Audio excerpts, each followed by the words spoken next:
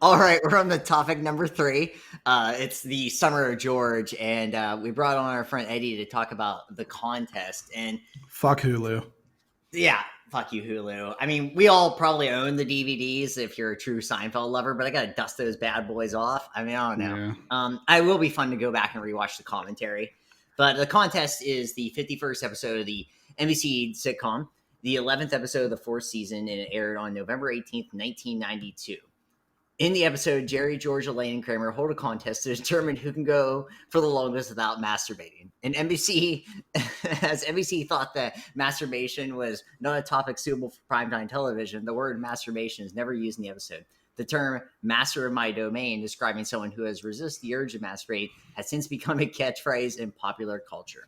The writer of the episode, Larry David, won the Primetime Emmy Award for Outstanding Individual Achievement in Writing in a Comedy Series for his work.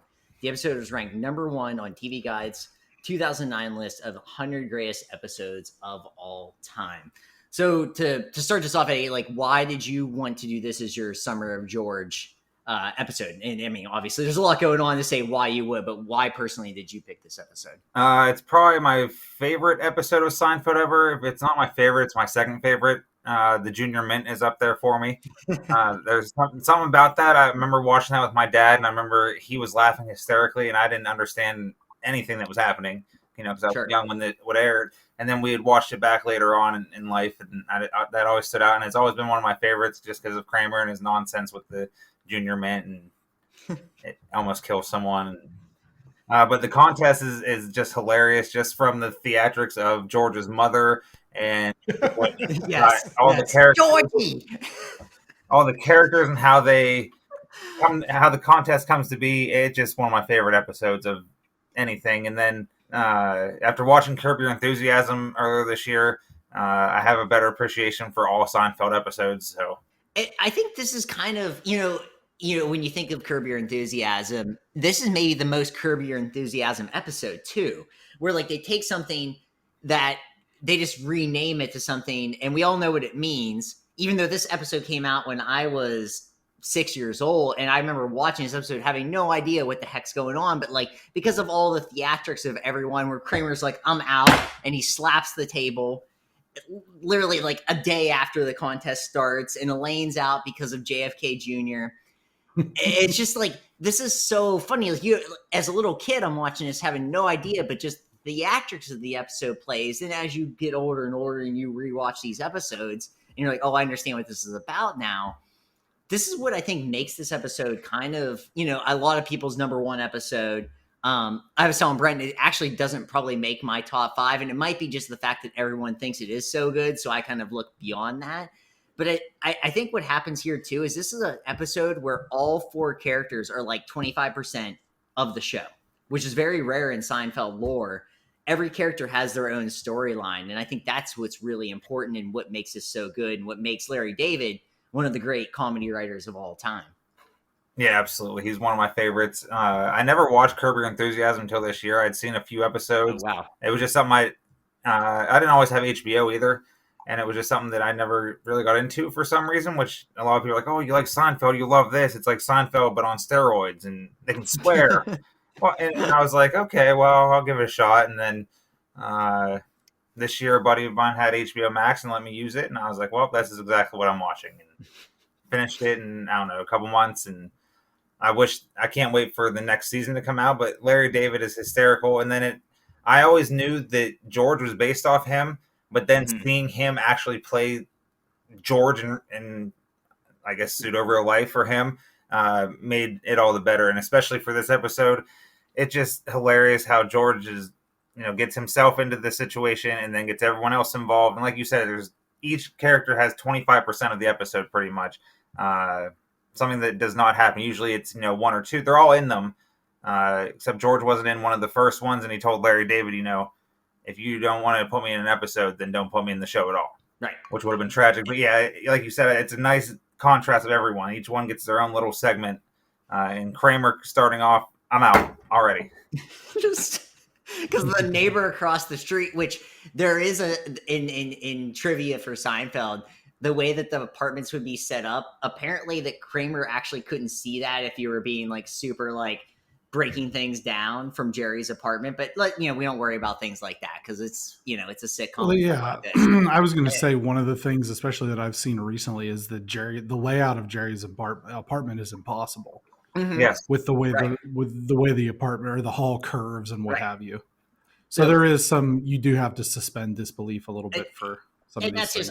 That should be with any sitcom at the very least, is like everything's made to be funny. Like at the end of the day, it's more about being funny than being realistic.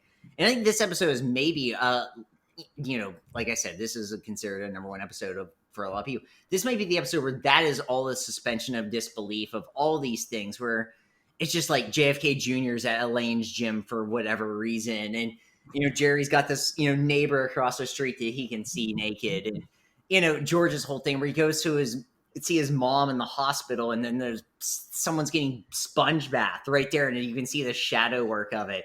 It's just also insane, but like also not like a later, like the last third of Seinfeld insane. Like all these things could actually happen. It just happens in every character gets their own weird storyline. And Brenton, what do you think about this? What is your overall thoughts on this? Well, first of all, shout out to I don't know the actress's name, but Daphne from Frasier. Yes. Who is Jerry's girlfriend in this episode and winds up with JFK Jr. To me, as I watched it back here the other day, the episode was really made by Estelle, and because she's just so nuts. You know what I mean? She's just completely out of control. Her volume's turned up to 11 at all times. And, I want you to see a psychiatrist and all, just the whole insistence upon. And then even like, I think this is a great portrayal of the character when George recounts the story of getting caught. Yes. And the things that she says, you can hear those, or at least I can. You can hear those in your mind's eye of her saying those things. And I think too, it's like because Jerry Stiller always gets the credit of being like probably the favorite parent of anyone on Seinfeld. But like this is like you said, an Estelle episode. She gets to be Jerry Stiller.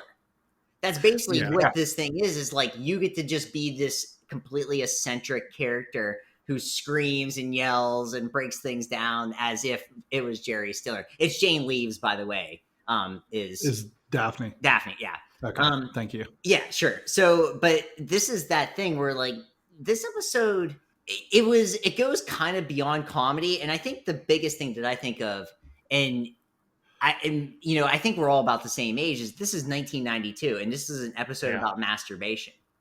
This broke so many rules.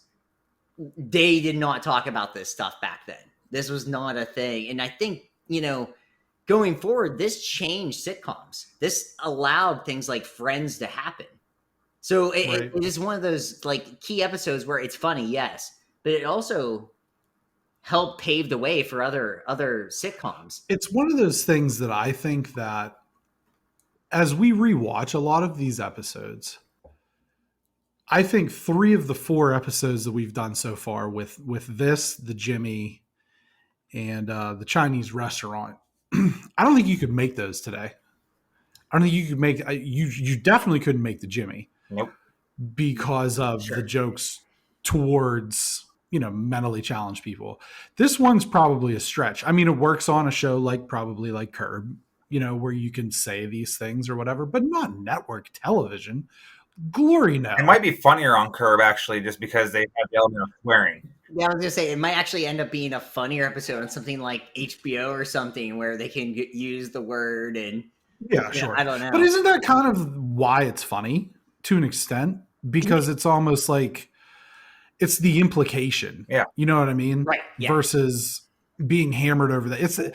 And that's the thing that I think makes Larry David, especially in this case, such a good writer, is it's the subtleties. Yeah, absolutely. That's what I like. Even like watching Curb through, like there's little subtle things that happen that you notice, especially with him and his constant hijinks. And then you can sort of translate that to Seinfeld, where it's just like, okay, there's a subtle, there's a reference to this, and they're talking about that. Oh my gosh, I can't talk about that, can they? Well, they right. It's on TV, and how it was on TV in 1992, I won't know, but I'm glad it was. Right. Yeah. But yeah, I think, Greg, you were right. This is the precursor to a lot of shows. This is the precursor to a lot of things being able to be on sitcoms and things like that, like a show like Friends, which is an overrated show, by the way, but I digress. Agreed You're in completely. the same, yeah, we're all in the same camp there. It's also funny is that this was originally written with masturbation being used.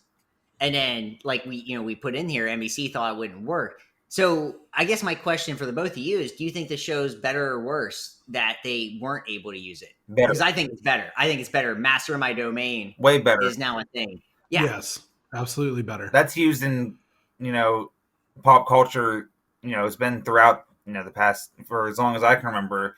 Can you be the master of your domain? And if you didn't watch Seinfeld, you're not going to understand that, but some people can put 2 and 2 together and be like, oh, yeah, okay, I see what you're saying. But, for the Seinfeld fans, that's become something that's big in pop culture. And especially I feel over the past, 20 or so years since the show went off the air. Yeah.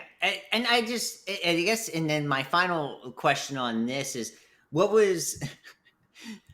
was your favorite exit? Who was your favorite exit from the contest? It was easily Kramer, just because of it. Okay. It happened so quickly. He comes, of course, because his door hijinks where he bursts through the door. I'm out. Slams the money on the table, and everyone just looks at him. Already. I do think that's my answer too. But Elaine's storyline about JFK Jr. was at the gym is just so funny to me. It's like Kramer's is the best, but Elaine's is the most absurd.